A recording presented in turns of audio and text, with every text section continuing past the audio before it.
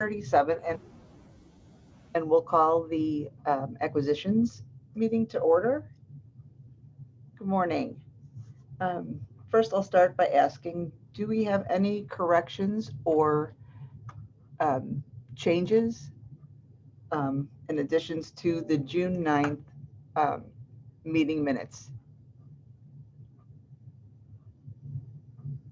Any changes, additions? Okay. Can I get an approval? A motion to approve the minutes from the June 9th acquisitions meeting. A second? I move to approve, yeah. Okay. And we've got a second from Karen. Okay. So next we'll move on to additions to the agenda. Does anybody have any additions? I had one thing come in from Rachel that will add on there, that non-public notes have been showing up on records, and if anyone else has noticed this is happening, and how is this happening? So we'll add that onto our current agenda.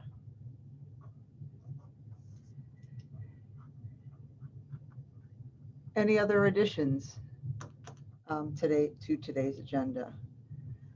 All right, we'll move on to the officer reports. I have no report for today, and the other two officers are not present right now, so we'll move through that. Next up will be CCS reports. Rachel, take it away.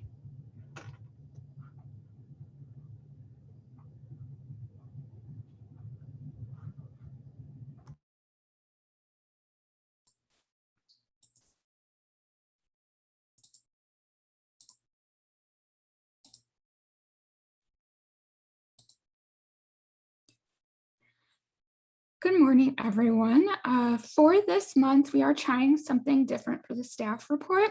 So instead of reading the whole report, I sent you a packet with a written version to read before the meeting. So during this time, if you have any questions about the report, you are free to ask them. So in the packet, I included information on acquisitions reports, and that included a link to a spreadsheet in which I listed all of the canned reports, information about what is included in them, whether it's easy to schedule them to have them emailed to you, and if there are any capabilities of Simply Reports to customize them.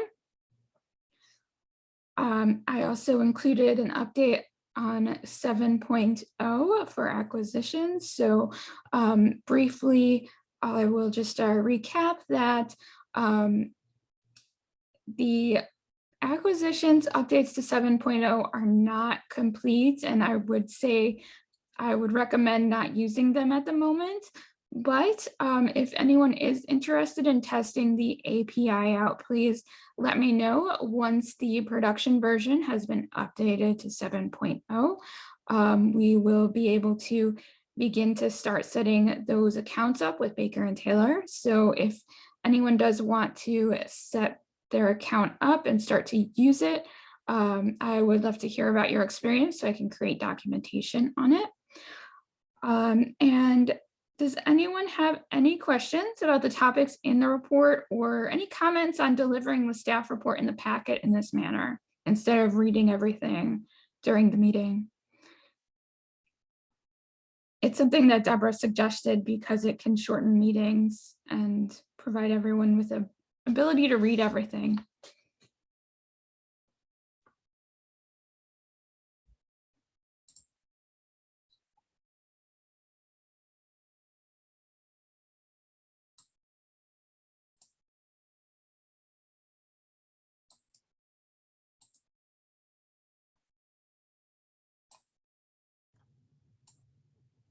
Thank you, Rachel. Yeah, I think it's a great idea to have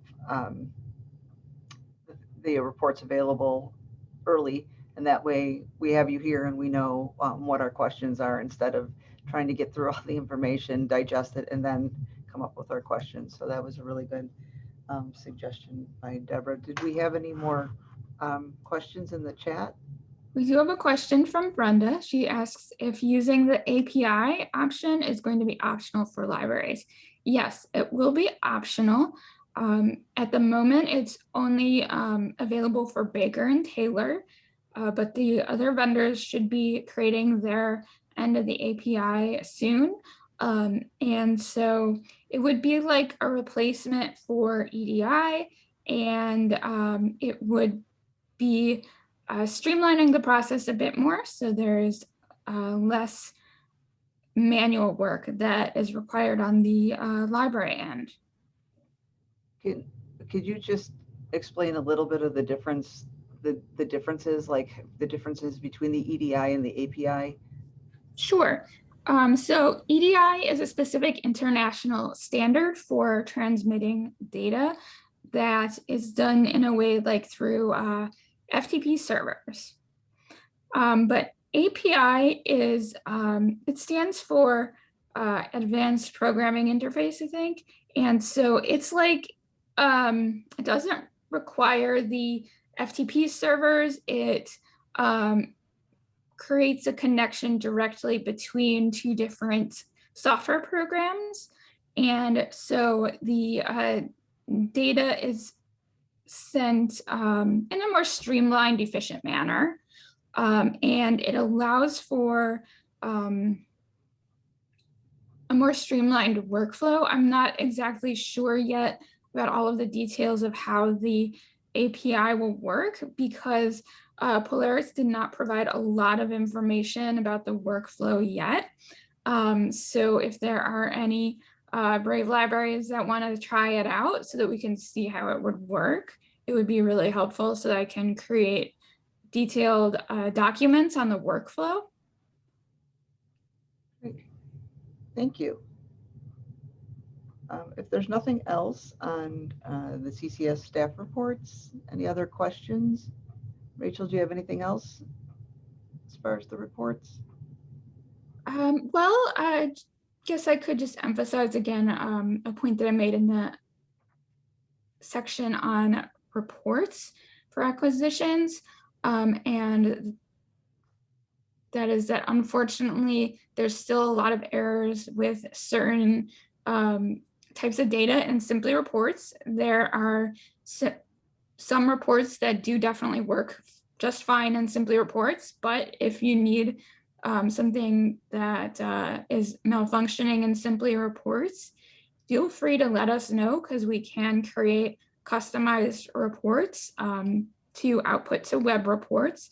Someone did recently ask us to output an invoice report to web reports. So I think that would work pretty well if you have any ideas of reports that you would like created that you're not able to create yet yourself. Is there a list of reports that are malfunctioning, or will you just know when you go in to try and run one that it is not working correctly? I do have some examples that I added to a PowerPoint from the Simply Reports and Technical Services training. Okay. So I think if you go towards the bottom You did mention that. Of that, you'll find the slide. Okay, thank you. And Brenda adds that question, the EDI process isn't going to be phased out. That's correct. It will not be phased out yet.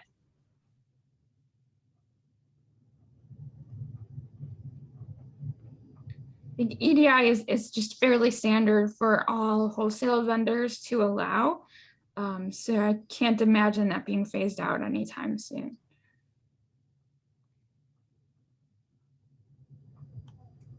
All right.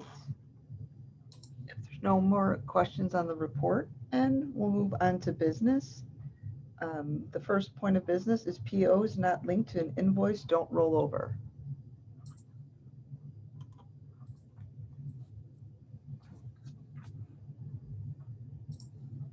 Rachel, are you gonna?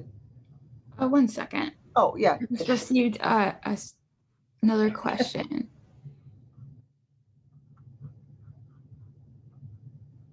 Okay, that's just a private message. 1 second. Okay. Making sure you weren't waiting on me for something. No. Okay. Thanks. Okay. So during this year's rollover, some libraries discovered a problem of purchase orders that were paid but unlinked to invoices. So this is caused when an order is partially received. Polys that were received at a later date were invoiced by adding the line items to invoice manually instead of linking them from within the purchase order or purchase order line item. So POs that are unlinked to invoices will then roll over at the end of the fiscal year, even if they have been paid. If not linked to an invoice, these will accumulate every year. So these POs will cause inaccurate encumbrances and free balances. So it is important that everyone reviews the procedures for adding polys to invoices so that they are properly linked to the invoice.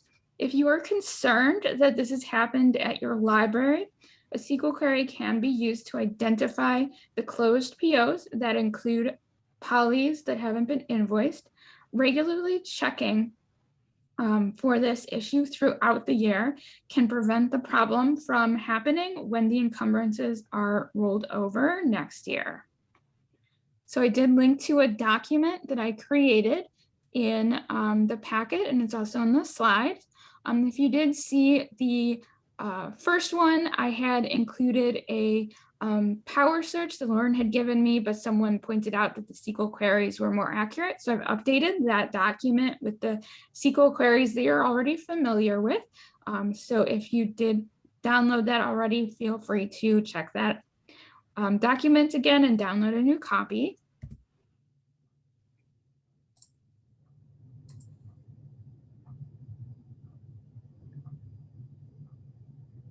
So if you can catch the issue before the encumbrances are rolled over, it can be easily corrected. I have outlined instructions on the slide and in the document.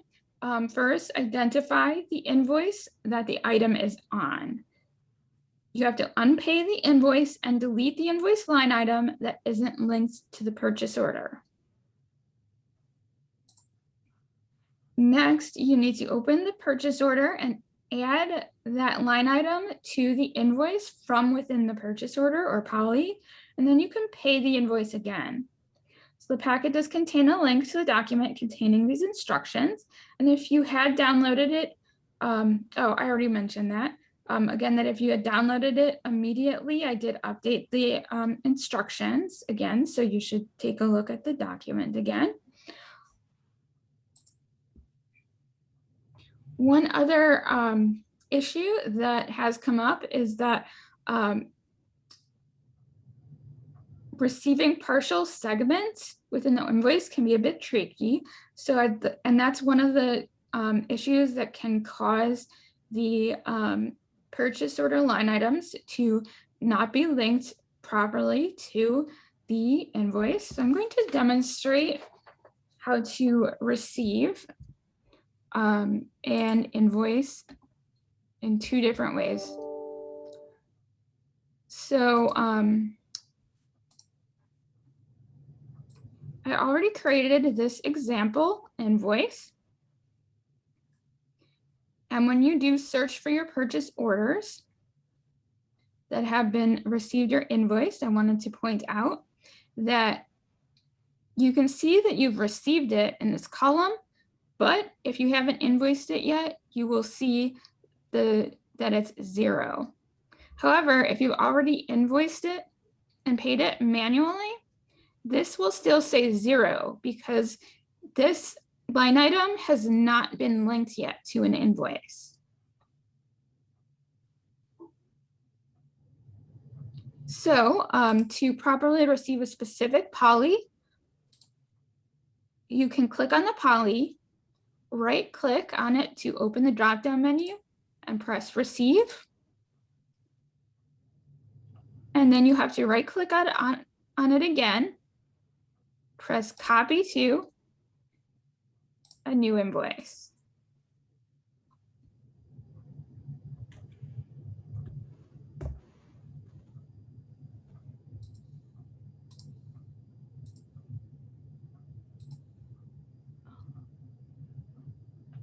So now I'm going to do a demonstration on receiving a specific segment. So in this poly, I've ordered 4 items. I've already received 1 of them, but I'm still waiting for 3 of them. So this one has not been added to the invoice yet, but it's been received. So I need to copy this received segment to the invoice by right-clicking on the segment, pressing copy to, and then adding it to my invoice.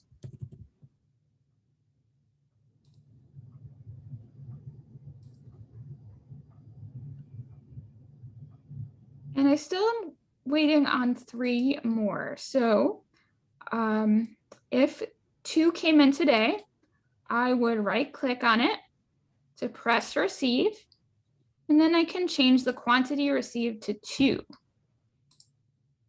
This splits out the segment again. And so these 2 that I've received today are in one segment saying they've been received, and this 4th one still has not been received yet.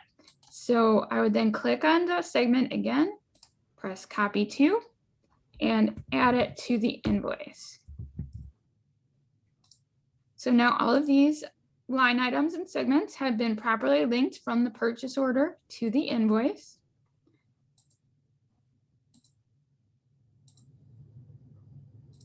And if we take a look at the invoice,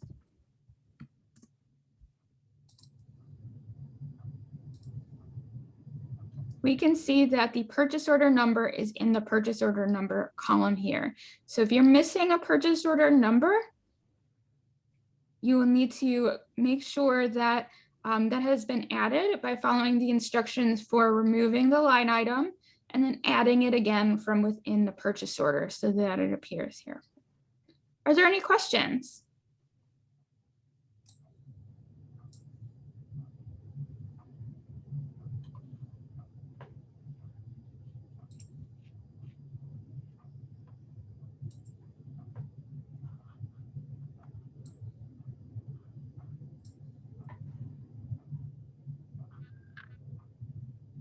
Carlin asks if there's a report that we can run to identify those. Yes.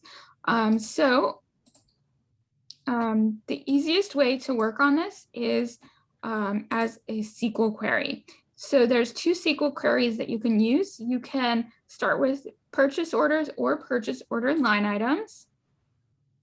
Press SQL in search mode, and then choose polys not invoiced.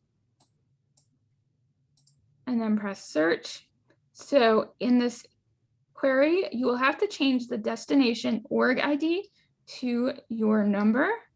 So I'll change it to 76 for Grays Lake and press search. So you can see here that there are some that are listed as received, but not invoiced. So it's pretty nice in this list when you look at the polys, you can see what's been received and not invoiced.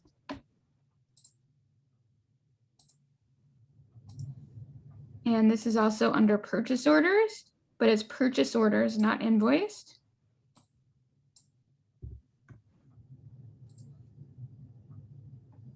And so this will bring up the just the purchase orders, and you'll see the status of the purchase order, but you'll have to click into each one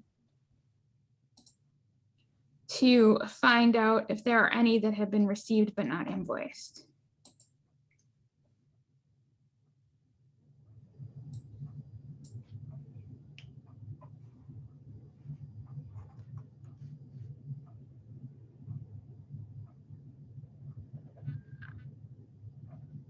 Are there any questions?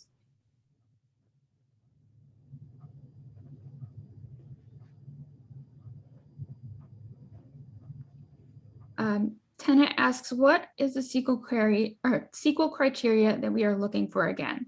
So we are looking for any purchase orders or purchase order line items that have been received but not invoiced. So what this query is trying to identify is if there's anything like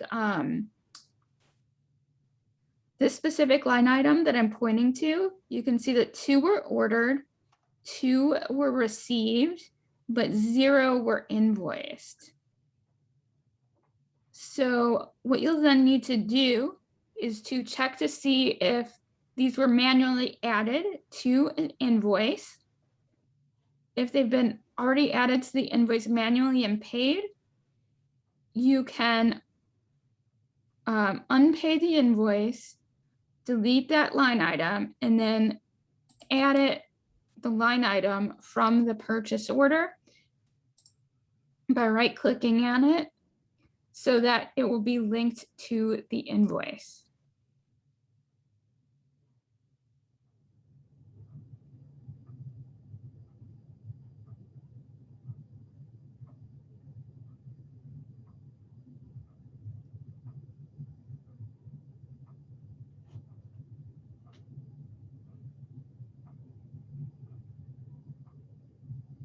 Are there any other questions?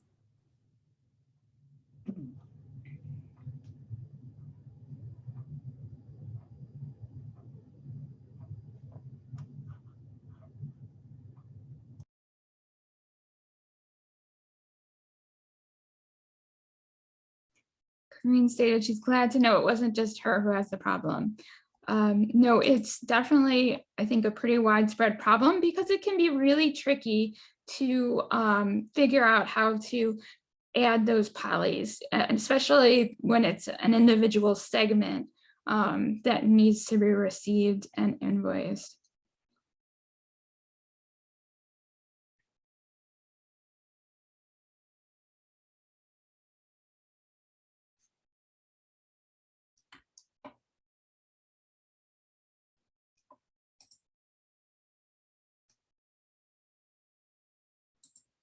They ask, wouldn't doing rapid receipt eliminate this issue?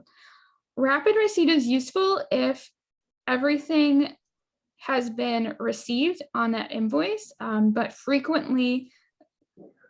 You know how the thing disappeared now where it needs to go away? Oh, Kelly, can you mute yourself? It's down here somewhere. Frequently, only partial orders come in at a time. And when the partial order comes in, then a lot of libraries like to just add each poly to the invoice separately or separate segments separately.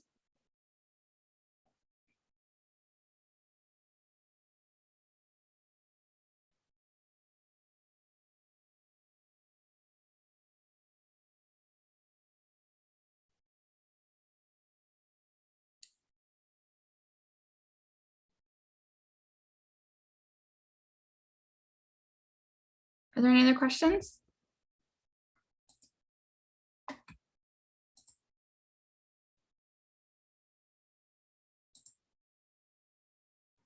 Okay, I'm going to move on to the next topic.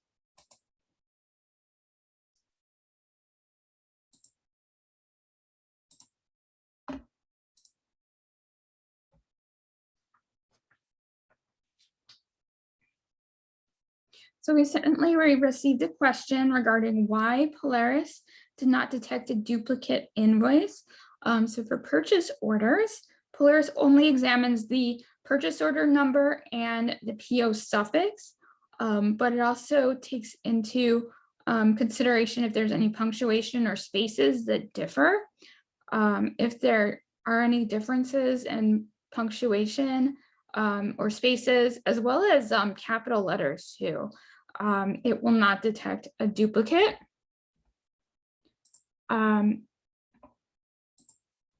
However, it's a bit different for invoices. It also looks at the type of invoice and the supplier, in addition to the invoice number and suffix. So if any of those, just one of those differs, like if the invoice is miscellaneous, then it will not consider it a duplicate and will not detect it. So if you do have any duplicate invoices by any chance, you will want to take a look at the invoice type and the supplier. I know that you have multiple supplier records for the same vendor, so it's possible that the supplier was different in the invoices if it does not find it. Does anyone have any questions?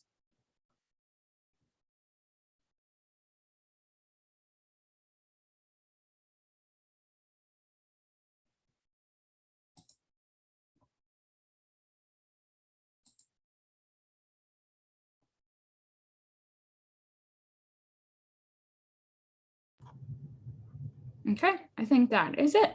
Oh, did you want to talk about the non-public notes? Yes, 1 second. Let me find that in the chat. Okay.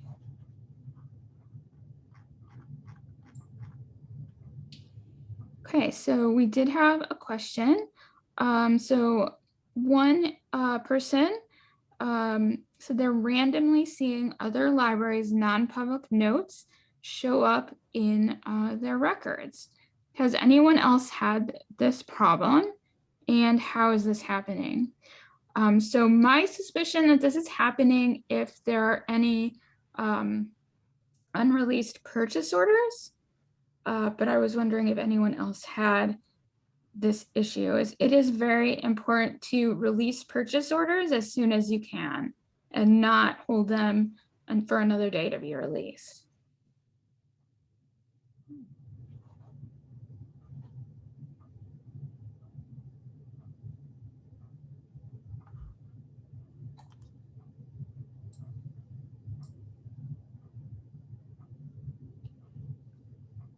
Stana said that she has seen this before.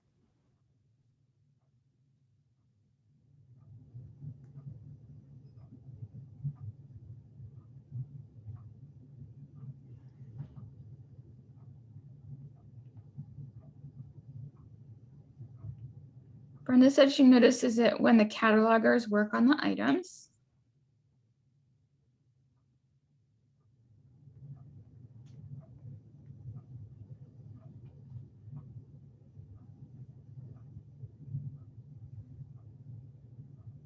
Carlin is asking if there's an example of a bib that's doing this.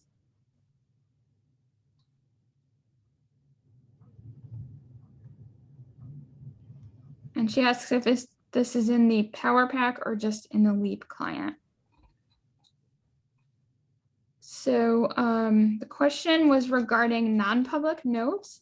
So if you see this, it would be in the Leap or client, but not in the Power Pack. And there's a specific example here. So let me try to bring this up.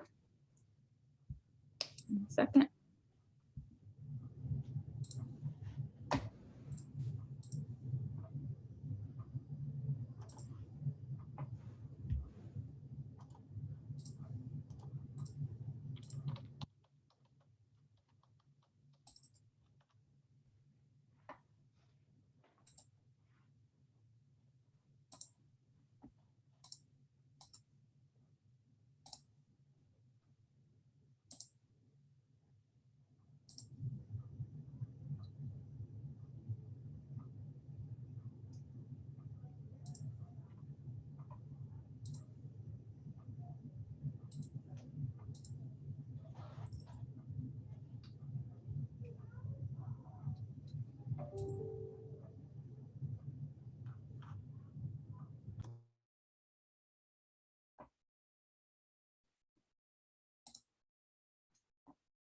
Okay, 1 second.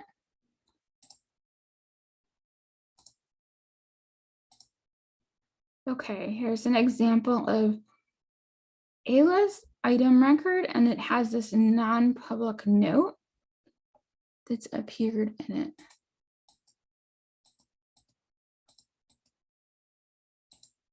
The selector's name.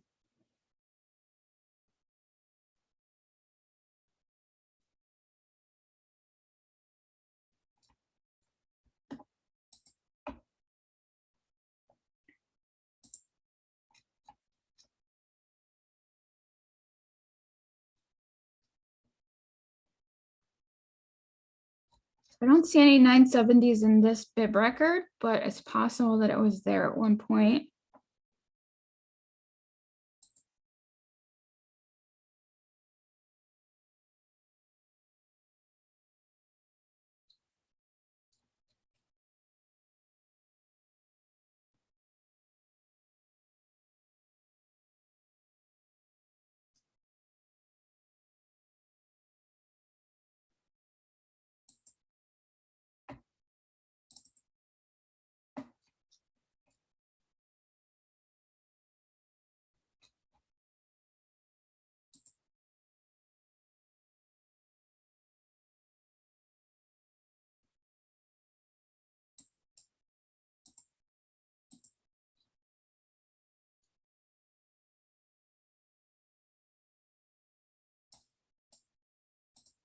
Okay, it looks like it's possibly caused if there's a subfield 9 missing.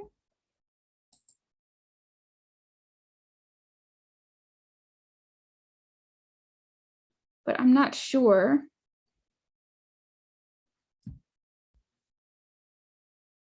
It could just mean, but I don't see the information from the non-public note in this 970, just the call number field.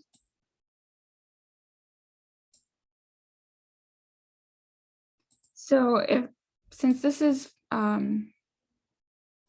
call number coming from this 970, it has the subfield 9 missing. I think one way to correct it is to check to see if there's any subfield 9s that are missing, and to delete that 970 or add the subfield 9 process note to it.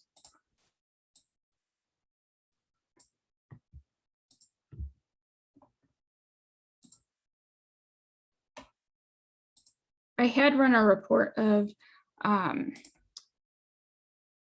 records missing a subfield 9s at one point, so I can run that report again and send it out to everyone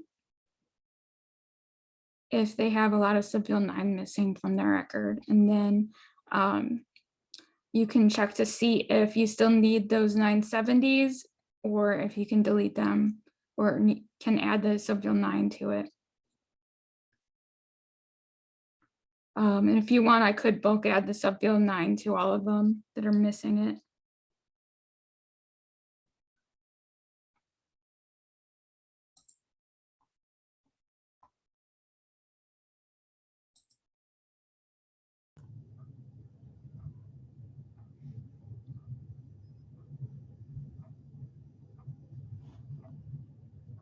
Okay, are there any more questions about that?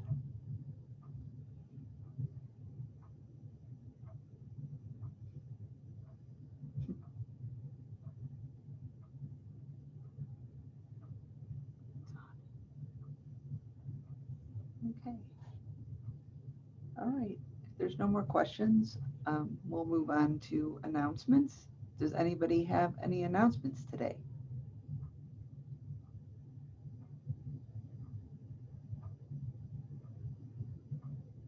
Okay. Well, if there's nothing else for today, we'll request a motion to adjourn.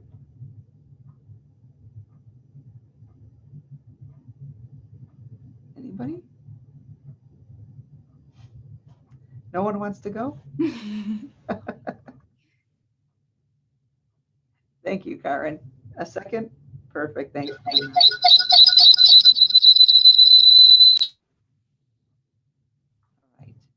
All right, thank you, everybody.